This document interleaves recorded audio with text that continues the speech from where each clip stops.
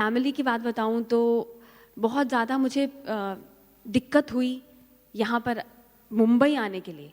तो मुंबई के बाद तो एक स्ट्रगल का फेज़ और था, लेकिन जलंधर से मुंबई का सफ़र मैंने बहुत मुश्किल से तय किया।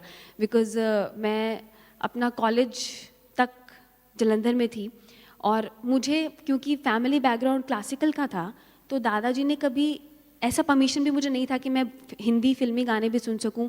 मैं गज़ल नहीं सुन सकती थी, मैं टेलीविज़न नहीं देख सकती थी, मैं कहीं अगर हम लोग बच्चे खेलने जा रहे हैं तो मेरे लिए वो नहीं था, मुझे रियाज़ करना था बैठ के।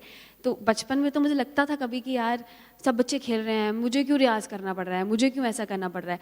और टेलीविज़न तो बहुत दूर की बात थी, लेकिन मुझे शुरू से यहाँ आना था, मेरा ड्रीम सिटी था ये।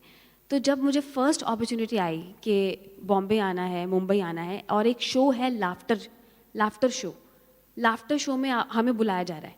अब मतलब बॉम्बे आना ही एक बड़ा एक क्या बोलूँ कि पहाड़ था, ऊपर से लाफ्टर।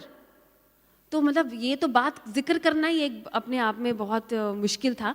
तो मैंने तो मतलब पूरा रोना धोना शुरू कर दिया, मुझे जाना है, मुझे मुंबई जाना है किसी भी तरह से, मुझे जाना है। तो घर में बहुत टेंशन हुई। मेरे फादर जो थे वो ट्रांसफरेबल जॉब है उनके, वो घर में नहीं थे। मम्मा बहुत मतलब ऐसे हो गए कि नहीं यार मैं कैसे कन्विंस करूं, मतलब कोई रेडी नहीं था, मुझे मुंबई आने के लिए कोई रेडी नहीं था। तो मेरे दादाजी घर पे भी नहीं थे, वो अपने ट्रीटमेंट के लिए बाहर गए थे। तो मेरे बड़े पापा ताया जी, उनके साथ उन्होंने बोला चल मैं तेरे साथ चलता हूँ। फर्स्ट टाइम हम मुंबई आए तो लाफ्टर शो में पार्टिसिपेट किया। एक एपिसोड के लिए आई थी, सिर्फ गेस्ट एपिसोड के लिए आई थी, बट परफॉर्मेंस अच्छी हो गई तो आगे आगे आगे आगे होता गया। अब बारी थी कि घर में झूठ बोला था, किसी को नहीं पता था, दादा दादी किसी को नहीं पता था कि शो के लिए आ रहे हैं, लाफ्टर शो है। जब टेलीकास्ट होना था तो ये तो छुप ही नहीं सकता था, टीवी में आना है, सबको देखना है, दादाजी को पता चलेगा ही। टेलीकास्ट होना था तो शुरू के 2-3 एपिसोड्स मम्मा ने, ब्रदर्स ने, घर के सर्वेंट्स ने मिलके दादाजी के केबल की लीड निकाल देते थे हम लोग, सीरियसली। न्यूज़पेपर में आता था I used to win 6-7 awards singing में। न्यूज़पेपर दादाजी पढ़ने के लिए मांगते थे तो उसमें कभी हल्दी गिरा दी, कभी सब्जी गिरा दी, कभी इंक डाल दिया कि वो ये सेक्शन नहीं पढ़ सके कि इसने इतने इतने अवार्ड्स विन किए हैं। तो ये बहुत देर तक होता रहा। एक दिन उन्हें पता चल गया कि बॉम्बे गई है, टीवी में शो कर रही है, किसी ने घर से ही रिलेटिव ने बता दिया। घर में तो मतलब ब्लास्ट हो गया। मम्मी से किसी ने बात नहीं की, मुझे तो बोला कि तुम घर से नहीं निकाल देंगे, तुमको वहीं रहो। और ताया जी की अलग क्लास लगी, मतलब बहुत बुरे तरह। पूरा 1 मंथ दादाजी ने मेरे से बात नहीं की।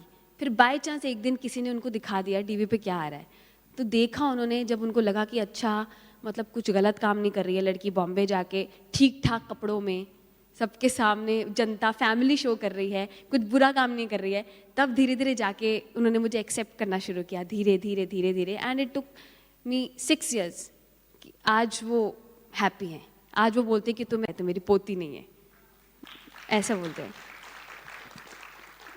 ये बहुत पर्सनल बातें हैं जो मैंने आज तक कभी कहीं शेयर नहीं की, बट आज मुझे लगा कि we all are a family, तो मैं दिल से अपनी बातें लाइफ की शेयर कर रही हूँ आपसे। बट इसमें इस पूरी जर्नी में मैं जो बोलूँगी the most powerful women behind me is my mom. और उनकी वजह से बहुत उन्होंने मेरे लिए किया है, she is the pillar for me. Comedy से दूर दूर तक मेरा कोई नाता नहीं था। मैं शुरू से एक बहुत सादी सिंपल लड़की थी, शास्त्रीय संगीत गाए तानपुरा उठा के 15 घंटे रियाज करके और परफॉर्मेंस करती थी। लेकिन जब चैलेंज आया सामने, बॉम्बे जाना है, लाफ्टर शो है, आ गई क्योंकि बॉम्बे आना था। बट मुंबई आने के बाद अब शो में पैर रख लिया, अब क्या करूं, कॉमेडी तो आती नहीं है।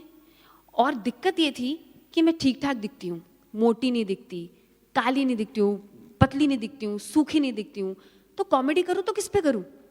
टॉयलेट ह्यूमर कर नहीं सकते, फैमिली मार देगी। डबल मीनिंग कर नहीं सकते, फैमिली बेदखल कर देगी। क्या करें, इतना बड़ा चैलेंज, बड़े बड़े कॉमेडियन साथ में, पाकिस्तान के बब्बू बराल जी, मतलब एक से बढ़कर एक, और कंपटीशन है यार, खुद स्क्रिप्ट बनानी है, खुद करना है जो करना है, क्या करें। तो फिर मैंने अपना जो ब्रह्मास्त्र है म्यूज़िक, उसको सहारा बनाया। और I have done doctorate in music, और मैंने उसको thank you so much, musical parodies करनी शुरू कर दी, म्यूज़िकल पैरोडीज़। और घर में कभी अलाउड नहीं था, तो छुप छुप के कभी मैं लता जी के गाने सुन लेती थी, दारा जी से छुप के कभी मैं कोई टेलीविज़न देख लिया या मूवी देख ली छुप छुप के। वो मेरे उस वक्त काम आई जब मेरे सामने चैलेंज आया।